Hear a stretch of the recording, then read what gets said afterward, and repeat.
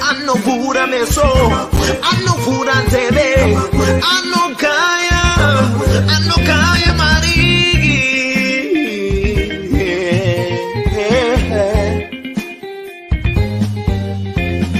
Kama kwetu.com, kwetu.com usasai.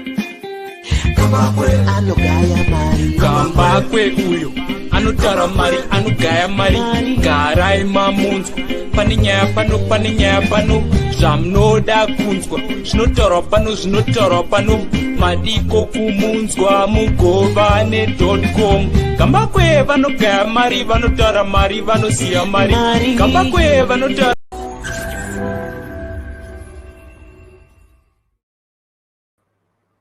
Right, 14 August 2022, and today I'm joined by my usual guest on Sundays, Forest Party President, Irene Manyara Menzio. How are you? I'm doing very well, Gambakwe. How are you yourself? Fantastic. Okay. And it's really nice to have you here. Especially last week we didn't have you, and I'm sure many people were looking forward to talking to you. I see. Okay, so let's quickly go through what's happening in Kenya. There is ongoing vote verification for the presidential elections. The whole country is at a standstill.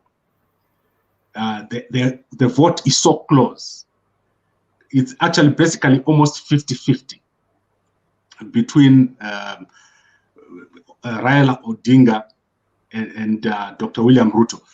And that election is very, very important because Kenya is similar to Zimbabwe in many respects. And this election comes after the interesting election in Zambia exactly 1 year ago, the election in Botswana, the election in Mozambique, and the election in Zimbabwe, which is coming next year. Let's quickly start with your view on the Kenyan election. What is your view on what's happening in Kenya at the moment? First of all, I just wanted to thank the Kenyans, I think, for giving. I'm just going to go into that in a minute. But I just wanted to thank, people like Fred Matiang'i, who allowed, I think, Zimbabweans who were in Kenya to have some sense of belonging, by recognizing them, as citizens, which was last year. So that's something that, we've got to applaud, the country for. That's that. But coming on to the elections, they're very, very an interesting topic in the region of Africa, even for the Eastern region itself. What you have there is a set of precedents within Kenya, showing to other countries, African countries, how democracy, can be synchronized, or actually be accommodated within the African a way of handling politics, especially on elections. As we know, elections are usually very contentious, especially in mostly African countries. You always have this issue of free and fair elections whichever country you talk about. But then the way Kenya has done it is something that we really need to applaud, and look forward to as a way of democracy in the now generation of of our African children or African youth. What I liked in Kenya, was the show by Kenyatta Uhuru, showing to the whole world, that he's happy to relinquish powers, to another generation. He's quite happy to let go of the reins and allow other younger politicians to take on the reins after him. And as well, another thing that we've seen in Kenya as well is a shift, from that dynastic nature of Kenyan elections. What I'm saying is that the last few presidents have been products of dynasties. all four of them. You're looking at Kenyatta, Moi, Kibaki, and then Kenyatta, again. So with that, we're seeing that, this marks a break in dynasties, hence we're having this positive traction within the Kenyan election itself.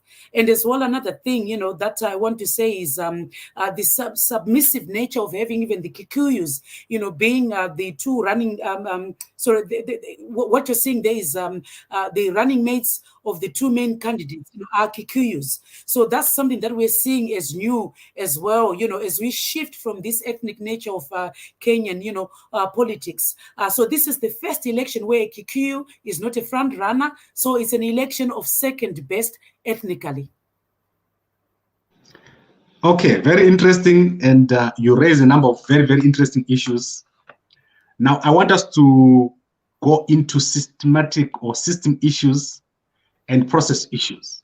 Mm-hmm. The IECB has been criticized heavily for the way they handled the verification process of the presidential election.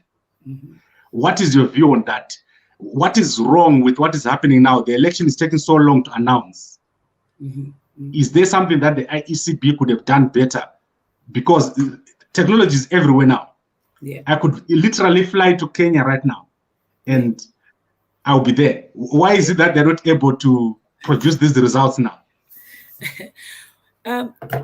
If you have got a benign democratic electoral reform, which is what you're finding in Kenya at this particular point in time, we cannot expect them, to run already. They've just started walking. So we've got to allow some flexibility in the way that we're actually being harsh. But what I need to do is to thank them in the inclusive approach that they've taken in showing good prospects, for democratic reform towards their elections is something that we need to applaud and to allow that, that they're taking baby steps to, incorporate democracy. They have started, on the walk, but then we need to see, okay, from now on, what is going to happen. First of all, I like the idea that, they opened up the women's bench. And the women's table as well, for women to go and actually make sure that they've registered to vote, their voices are being heard, and anything that they wanted to voice out, where electoral reforms, was the topic, they were allowed to come in and do their say, have their say. And the number of women as well, I think it's roughly about 10, 11 women, who is seeing that they've been given, positions and so forth. So with that inclusive nature, we can see that incorporation of democracy, when it comes to gender parity and so forth. And another thing is the incorporation of the youth as well. When you look at this election, it's an election of demographics, whereby the younger people, across Africa, not just in Kenya, like I've just been saying, now constitute, the bulk of the ballot, So with that, an inclusive nature that has been taken by the Kenyans itself to allow the youth to take part in this particular election, you can see that, it's not as contentious as it was before. We know how the elections were in Kenya. They've always been bloody. There's always been issues about, taxes, economic reforms, and so forth. The same thing that you find in Zimbabwe. It's only that, in Zimbabwe, yes, you do have intimidation and so much persecution. That does happen, but not to a grand scale like it was happening in Kenya. So this is being seen by how seemingly quiet, I don't know if this is going to change, but so far it has been brilliant watching them.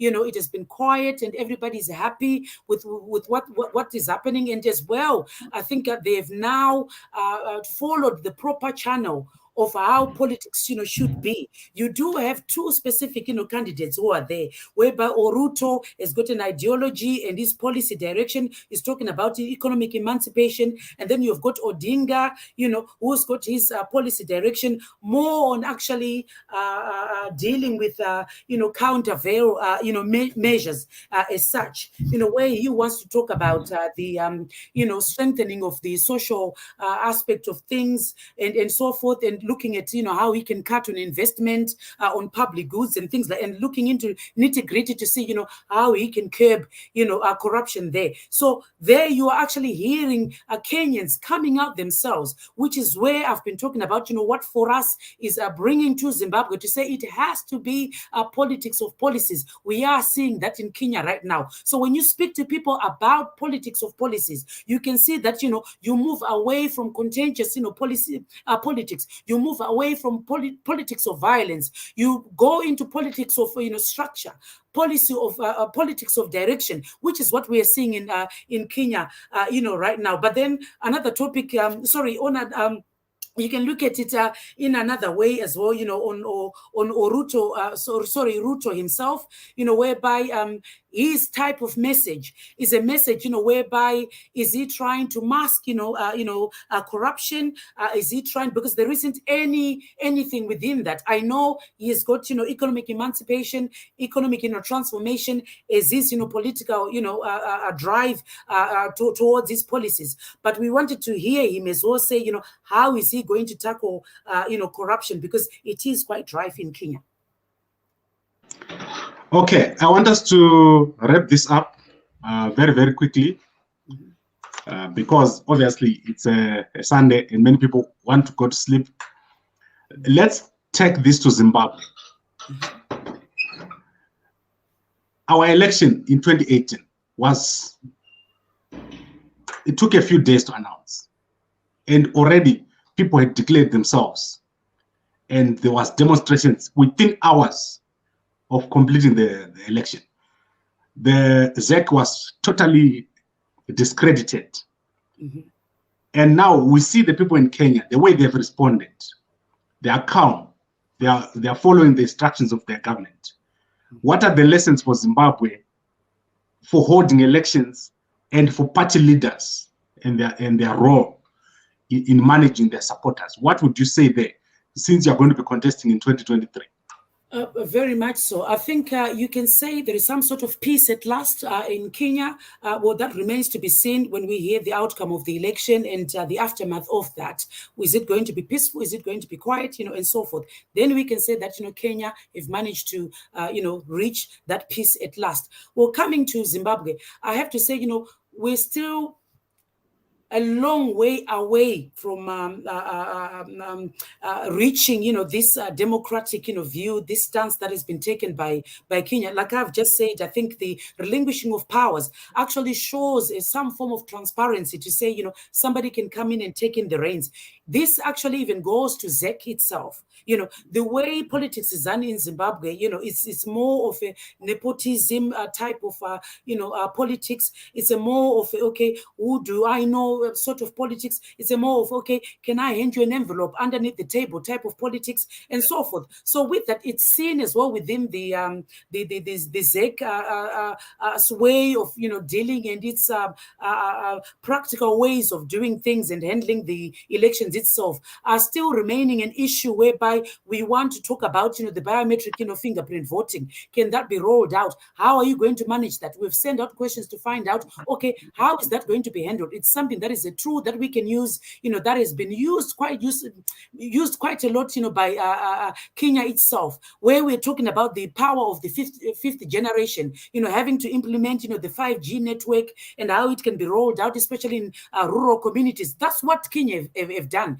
We want to hear ZEC, talking about such things, whereby are they rolling out, the 5G networks? What are they going to do in terms of, providing, Wi-Fi and making sure that things like the biometric, fingerprint voting can be put in place? We're talking about, like I've said as well, the issue of those voters. I think we've got about 1.5 million disabled voters who have never voted, in their life because of the issue of the prejudicial nature of not being allowed any accessibility to the voting offices themselves. So all of such things, have got to be talked about.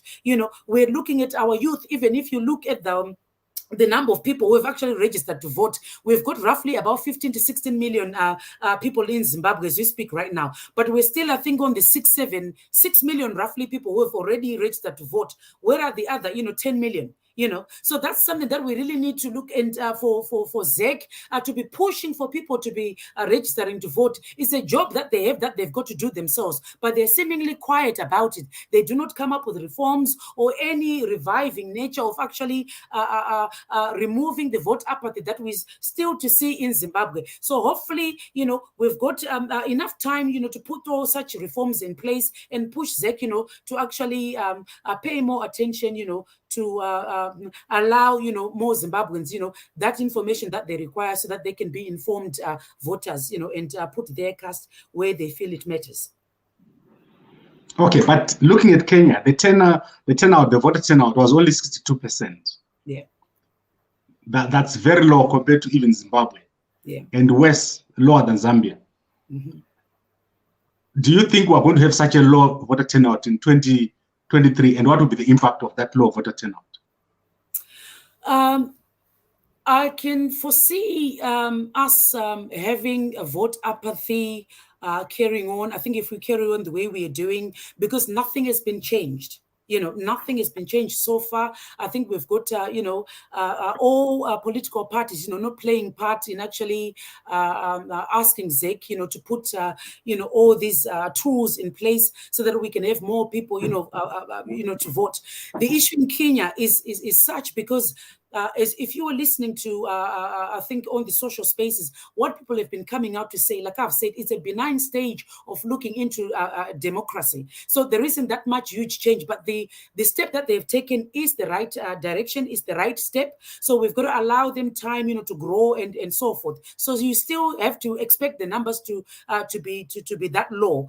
But for Zimbabwe, you know, you're expecting for us to have, you know, huge, you know, numbers, of which most of our huge numbers, you know, do come from women. So we want to find out, you know, where our youth, you know, where is the, you know, working men as well, where are they, you know, so that we can actually understand, you know, okay, with the demographics and what is actually happening in the country, why is it that people, you know, are having, you know, vote apathy. But the same issues still remain, whereby if ZEC is still where it is and has not come up to say this is what, so you're actually even having some sort of intimidation. Some people have said, when you look at the delimitation process that they've taken, they're now encroaching, some urban areas are now encroaching into, you know, rural areas. You know, so you're actually not understanding, okay, what is the demarcation, you know, point? Okay, why is it that, you know, we've encroached so much, you know, by this much for this particular area? All of those answers have got to be given. So somewhere you can say that, you know, somebody's playing a tactical way of trying to, okay, we're not going to win in the urban area, so we might as well, you know, stretch the urban area into the rural area zone. So when people see all such things, you know, they don't trust ZEC. That has always been the issue. And ZEC does not do anything, you know, to make people, you know, trust them. You know, you can make a direction or take some sort of way whereby, you know, you can say, you know what, I'm going to make it in a way that, you know, people have got to trust me. People have got to understand, you know, how we are doing these things. But what you have is there is an imposition of tailored reforms as such, you know, to suit a particular party or to suit a particular situation and so forth. As long as that is in place, I don't think you can still have, you know, people believing that, you know, actually we can make a change, you know, through the ballot box. Okay, President Manyara Irene Mienziwa, I really enjoyed talking to you today. My key takeaway from the situation in Kenya is, obviously, I'm going to give my last word now before I ask you to come in. Okay. So what I saw from looking at Kenya is that every election has problems. Mm-hmm. When you look at the Kenya situation, mm-hmm. their systems are top-notch. They've got the best systems, but still things went wrong. They've got missing verification forms right now as you speak. Yeah. There's chaos in the counting center, in the verification center. The military had to be deployed this morning to keep peace. Mm-hmm. And there's a missing presiding officer right now as you speak. They can't find him. There is a lot happening in Kenya that mirrors what happened in Zimbabwe. But I think the reaction of the people in Kenya differs from the reaction of the people in Zimbabwe.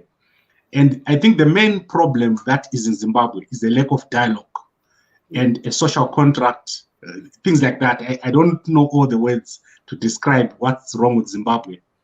But someone who is in CCC they think that someone who is in ZANU-PF is living in a different country. And someone who is in ZANU-PF thinks that someone who is in CCC lives in a different country. And someone who's in Forest Party thinks the person who is in CCC lives in a different country. So there's no dialogue before the election. Whereas the Kenyans, they have got a lot of dialogue, and their dialogue is at a very high level compared to what we have in Zimbabwe. In Zimbabwe, elections are an event. They come, and people expect that the next day after the election, things are going to be okay. They don't think that in between here, they should be working to make things better. That is how I see our landscape in Zimbabwe. Also, I think the blame on ZEC is a bit, I think it's a bit harsh. ZEC has got a lot of processes and policies and systems in place. And their elections can actually pass an audit if you compare them with the Zambia electoral body and also Botswana, if you compare them with Kenya. I think ZEC is doing very, very well. And I saw a ZEC chairperson. She was there, Chigumba. She was in Kenya. Yeah. So in my view, what we have in Zimbabwe is a people problem. Yep. Zimbabweans themselves are the problem. As one of the key stakeholders, what can you say? And I want you to wrap this up, this discussion. What can you say needs to be done besides, and you talked of trust. What do you think needs to be done now? Learning from Zambia, from Botswana, from Mozambique, from Kenya. What needs to be done now so that we have an election that will be a joy and a pride to every Zimbabwean? I think what we need is a cross-generational approach. Like I've always said before, there has to be a link between the old order and the new order. As long as, if that's not put in place, I don't think we're going to achieve a peaceful election that we actually anticipate to see in Zimbabwe. In terms of, dialogue, this is something that is a repetitive nature. I think we need to move away from Pollard. That's something that has been tested, and I'm sure it has failed. But what you have is a lack of, listening leadership. When you have that leadership that lacks, that listening, nature, and it becomes a problem to achieve, this inclusive, scenario that we want to reach for. So with that, the thing is, we need to move away from Pollard and come up, with some sort of, party talks that we can do, whereby it's a no man's land, type of, party talks. Nobody forms. What you do is, if we have 5, 6, political parties that meet up, then we can call it a 5-party talks. It doesn't have to be Pollard. So when you reach that neutral ground of saying, we can come and discuss, and nobody owns a particular name of this dialogue and so forth, I think that is something that we need to move away from. As long as we have the name Pollard put in place, I'm sure you can see that, there is a huge, negative, connotation that comes with that name, Pollard. It looks at, I think some political, MPs, having to be individualized in the way that they view their politics. They want specific handouts, that comes with joining Pollard, so whether that's true or not, that, you get given handouts, and so forth. There is some sort of gifts and money that you're given if you're to join Pollard. Then it becomes a club membership. So when you have a club membership, what you there is you suffer a lot of things, what we call, a way of thinking, by groups, what we call a group think, whereby, whatever I say or that group says, and I'm part of that group, that goes. There isn't any penetration of transparency or no, any direction of any new reform that can be brought in. So as long as we've got Pollard and that name in place, I don't think we can see any change in Zimbabwe. But what I'm just proposing is for us to move away from that and agree on party talks and call them, 5, 6 party talks, depending on how many political parties have attended that talk. So we need a fresh approach, a fresh way of thinking that can actually give a neutral ground, for dialogue, to happen. As long as we've got Pollard and everybody's being forced, to join Pollard, where you do not have, your say, then it becomes very difficult for us to reach this democratic electoral reform that we hope to see.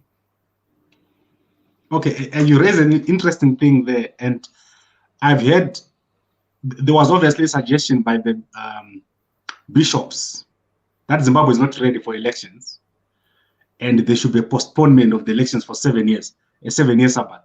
I really want to ask you that before we go. Do you think Zimbabwe is ready for elections? Is that something that should happen? Should Zimbabwe go into an arrangement instead of an election?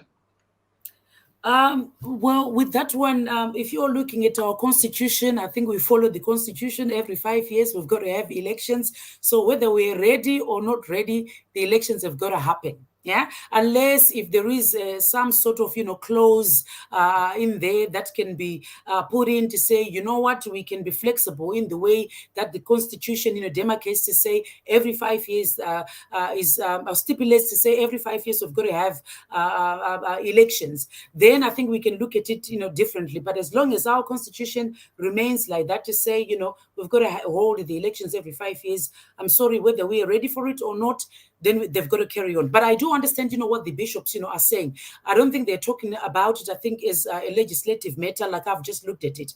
They're looking at it from the social aspect of things, looking at this cleansing social aspect of it to say, you know what, can we sit down and talk about this, reach this social contract that we hope to see so that we can have, a peaceful way of looking at our country, something that is unanimously agreed to say, you know what, this is the direction that we want to take with our politics. We don't want some sort of violence, where, when we talk about, elections, when we talk about, a peaceful transition of power from one person to the other, we really need to discuss that, this dialogue that we're talking about. So hence we're saying, okay, can we find a common ground as Zimbabweans is what the bishops are, preaching out there to say, can we find a social common ground whereby we can discuss our differences before we go to the elections? But that does not mean that the elections, are not going to go ahead. Okay, President Manyara Irene Menziwa, I really enjoyed talking to you. And I apologize that today we didn't get time to talk about your party, Forest Party, but we'll get to it next week. We've got a lot to talk about, and there's a lot of interest in your party. Very fresh, because for the first time, we've got a woman who's going to be president in Zimbabwe. So really, I enjoy talking to you, and I find it hard, like, to be happy about the Kenyan elections, because there's no woman who is at the front. I would have wanted to see a female president in Kenya. It was going to be very, very interesting. So we'll be talking about that next week. We'll continue talking about your party. Is there anything else you want to say before we close? Yes, just wanted to comment on Zimbabwe, some of the findings, that as we went around, what we did find, I think when you talk about statistics, and so forth, we did find that, more than 8 in 10 Zimbabweans, we can say about, 83% of them said that, they vote for candidates, whose policies, some sort of way they agree with, rather than, for candidates, who give them, gifts and money. So this is something which is about 33%, so we can see that, as we or even another thing that they mentioned is even voting for somebody because they belong to the same ethnic group. We did find that that was roughly about 29%, and religious faith was about 20%. So you can see that if you speak to Zimbabweans and actually sit with them, and because what we did is we gave them an informed choice. We gave them information first to say, this is who we are. This is what we think, politics should be. This is the democratic way of doing things. Before we mentioned that, we are for us, and this is because we wanted to understand, okay, what is the political landscape in Zimbabwe? How does it feel? What's going on coming in, as a for us party? So when we did find, like I was saying, these are the numbers that we did find, because after we gave them that informed, knowledge, then that's when they were talking about, 83% of them, like I said, saying, yes, yeah, we would, rather, vote for policies, because we did share with them to say, what, because of the structural debt that we have, because of all these things that you're having, in your communities, in your rural areas, communities, all these things that you're having, lack of sanitation, lack of food security, lack of all these things, you can only do it through a policy. You can push for a policy that is the tool that you can only use for you to change your country. But without any policy enactment, like you're finding with, all, the current ruling party and even the opposition parties that are there, they are not pushing the people of Zimbabwe to give them this informed knowledge of which if you give them this knowledge, you can have a better Zimbabwe, you can have a less violence country, you can even have the army understanding where you're coming from, because we share the same country and our country can only be directed by policy formulation and policy direction. Without that, I think we are just, having a party that is leading the blind, through the blind, so to speak. So with that, I think we really need to give Zimbabweans a chance and actually trust that, it's an educated generation. So if we give them informed knowledge, I'm sure we can have, a different way of thinking, whereby, now politics or vodcast is being done, because of policy direction rather than, individualistic or religious, form of way or some sort of, ethnic group type of, belonging. Sorry. Okay, thank you very much, President, and I really enjoyed talking to you. We'll have you back again next week on Sunday. Thank you very much, and good night, everybody. Good night.